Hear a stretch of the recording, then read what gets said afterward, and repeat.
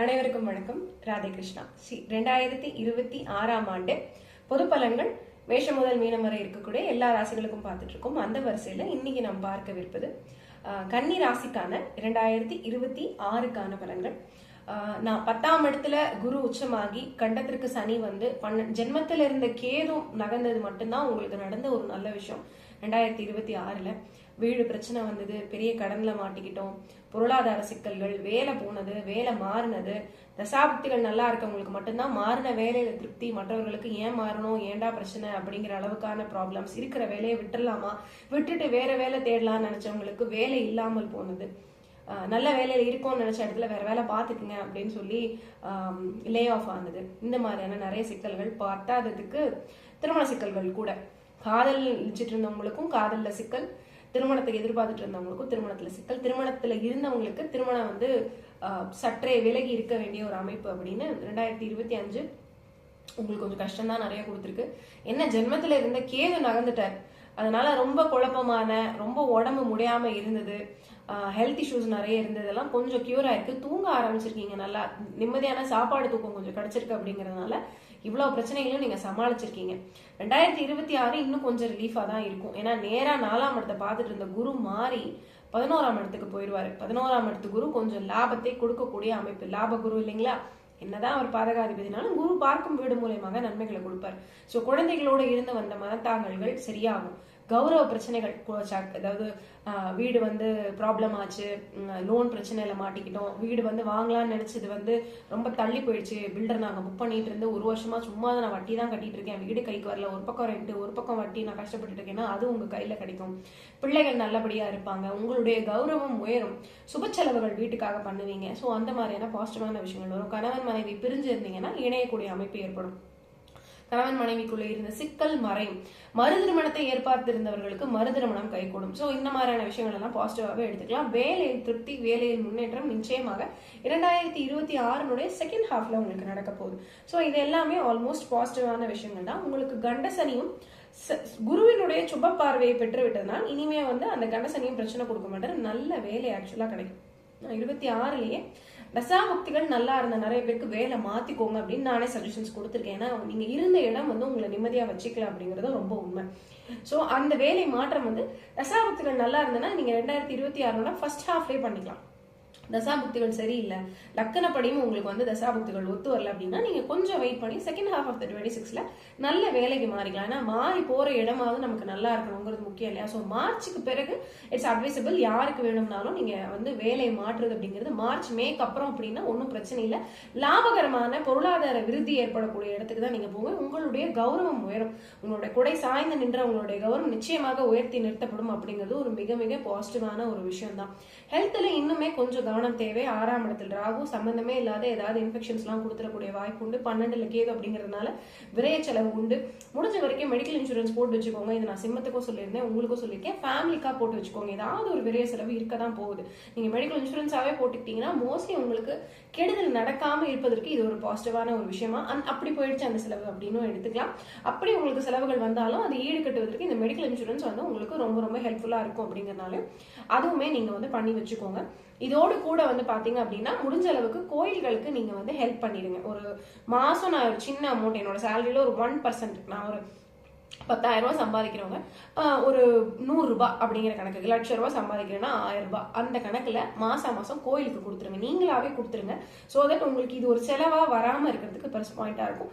வீட்டுக்கு தேவையான ஏதாவது ஒரு கூட்ஸ் வாங்க போறீங்க, செலவு பண்ண போறீங்க அப்படின்னா முடிஞ்சதுன்னா இஎம்ஐல வாங்கிக்கோங்க. பொதுவா என்ன இஎம்ஐ வாங்கக்கூடாதுன்னா எல்லாரும் நினைப்போம். பட் இந்த பீரியட்ல இஎம்ஐல நீங்க வாங்கிக்கிட்டீங்க அப்படின்னா it is actually helpful for you. Because உங்களுக்கு வந்து இந்த 6ஆம் இடத்தில் இருக்கக்கூடிய ராகு உங்களுக்கு தேவையில்லாத வட்டி கட்டுற மாதிரி வைப்பாரு. ஸோ நாமளாவே ஒரு பாசிட்டிவான செலவு பண்ணி அந்த வட்டியை நம்ம கட்டிடுறது அப்படிங்கிறது நமக்கு வந்து கொஞ்சம் பிளஸ் பாயிண்டாவே அமையும். அப்படிங்கறதுனால அதை வந்து நீங்க பண்ணிக்கலாம். இது போக கணவன் மனைவி உறவு சிக்கல்கள் வந்து சரியாயிடும் சொல்லிட்டு மனைவிக்கு தேவையான அல்லது கணவனுக்கு தேவையான சில எக்ஸ்பென்சஸ் பண்ண போறீங்க. ஒரு விஷயம் நல்லா ஞாபகம் வச்சுக்கோங்க, கன்னி ராசியை பொறுத்தவரை அல்லது கன்னி லக்கணத்தை பொறுத்தவரை, ராசி லக்கணம் ரெண்டுத்துக்குமே அதிகமாக உழைத்தாக வேண்டிய கட்டாயம் இருக்கு. ஸோ நமக்கு வந்து ஏண்டா பேக்கப்பே இல்லை அப்படின்னு நீங்க யோசிக்கிறதுல எந்த வித பிரயோஜனமும் கிடையாது. லைஃப் லாங் நீங்க அதிகமா ஒர்க் லோட் எடுத்துக்க போறீங்க.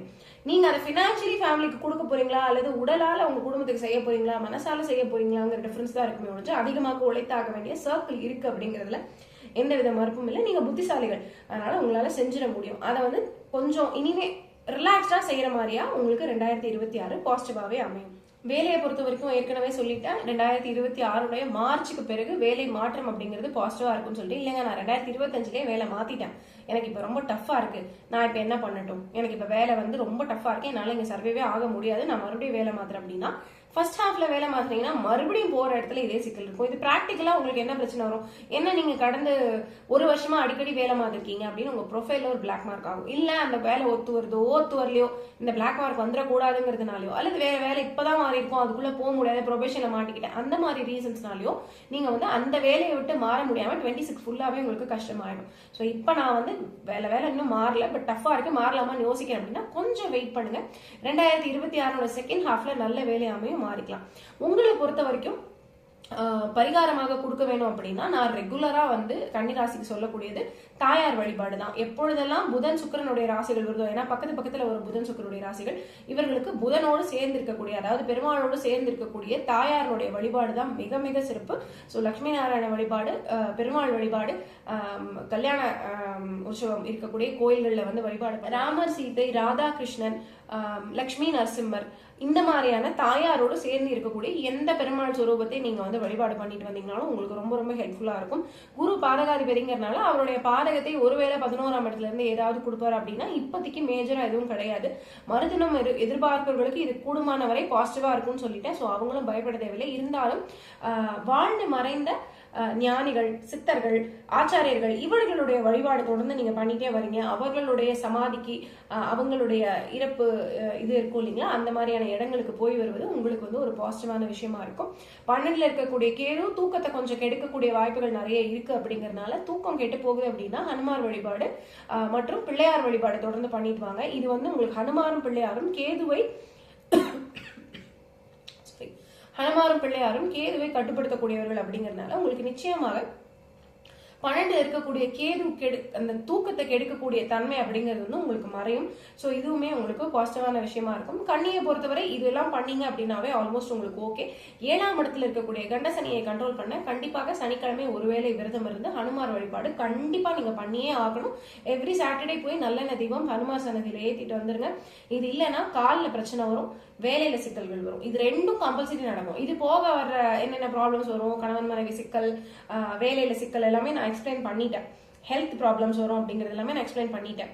இது நீங்க பண்ணீங்க அப்படின்னா அதெல்லாம் கம்மியா வரும். பண்ணல அப்படின்னா காலில் வந்து கட்டு போடுற அளவுக்கு ஃப்ராக்சர்ல இருந்து என்ன வேணா நடக்கலாம். கண்ட சனி கண்டிப்பாக காலில் கை வைப்பாரு.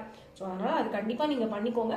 எவ்ரி சனிக்கிழமை தவறாம ஹனுமார் கோவிலுக்கு சென்று நல்லெண்ணெய் தீபம் ஏத்திட்டு வாங்க. நீங்க அர்ச்சனை எல்லாம் பண்ணணும்னு ஒன்றும் பெரிய அவசியம் கிடையாது. அப்படியே பண்ணாலும் ராமர் பேருக்கோ ஹனுமார் பேருக்கோ அர்ச்சனை பண்ணிடுங்க. நீங்க பண்ண வேண்டியது தீபம் ஏற்ற வேண்டும், ஹனுமார் வழிபாடு தொடர்ந்து பண்ண வேண்டும். ஹனுமன் சாலிசா கண்டிப்பா சனிக்கிழமையில நீங்க ஜபம் பண்ணுங்க. முடியல அப்படின்னா முடிஞ்சது அப்படின்னா வாரம் முழுவதுமே ஹனுமன் சாலிசா வந்து நீங்க படிச்சிருங்க. இது உங்களோட கண்ட சனியினுடைய தாக்கத்தை பெருமளவில் குறைக்கும் என்று கூறி மற்றொரு காணையில் உங்களை சந்திக்கும் வரை உங்களிடமிருந்து விடைபெறுவது உங்களுடைய ராஜலட்சுமி நாராயணன். நன்றி. ராதே கிருஷ்ணா.